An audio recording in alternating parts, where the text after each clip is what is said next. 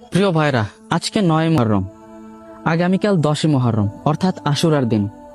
এই আশুরার দিনে ইসলামের ইতিহাসে অনেক ঘটনার সাক্ষী রয়েছে। এই আশুরার দিনেই কিন্তু আমাদের প্রিয় নবী হযরত মুসা আলাইহিসসালাম আল্লাহর রহমত এবং কুদরতিভাবে ফেরাউনের জুলুম থেকে মুক্তি পেয়েছিলেন।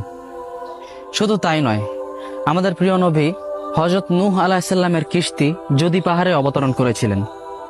এমনকি হযরত হুসাইন রাদিয়াল্লাহু তাআলা আনহু কারবালার ময়দানে শহীদ হয়েছিলেন একই দিনে।